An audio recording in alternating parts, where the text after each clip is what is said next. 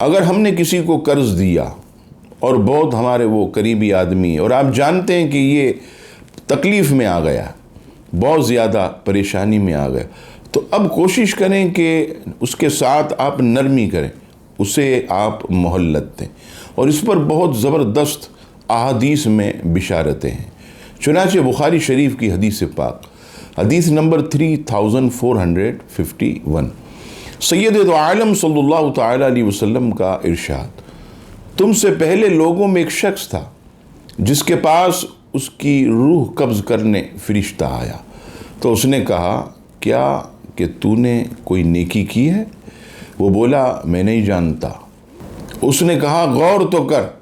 اس نے کہا، اس کے سوا اور کچھ نہیں جانتا کہ میں دنیا میں لوگوں سے تجارت کرتا تھا اور ان پر تقاضا کرتا تھا تو امیر کو مہلت دے دیتا اور غریب کو معاف کر دیتا۔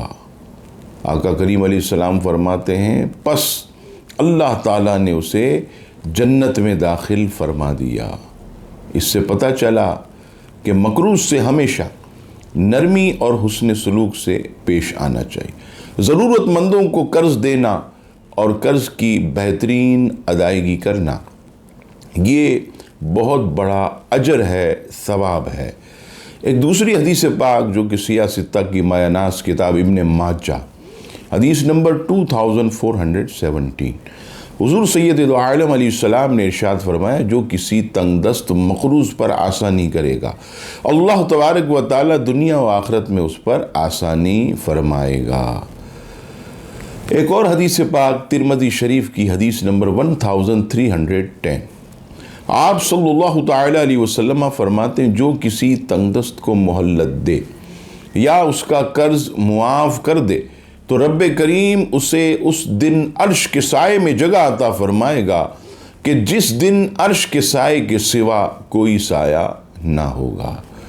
آج ضرورت ہے کہ ہم اپنے مسلمان بھائیوں کی مدد کریں، لیکن افسوس کہ اگر آج قرض بھی دیا جاتا ہے تو سودی قرض دیا جاتا ہے۔ یہ جتنی بینکیں، جتنے ادارے، سرکاری لیول پر بھی جو لوگ، جس کو ہم کہتے ہیں مدد کے طور پر، حالانکہ وہ تمام سودی نظام کہ 2 لاکھ آپ نے لیے، آپ حساب کر لیجئے، آپ کو 2,40,000 بھرنے ہوں گے۔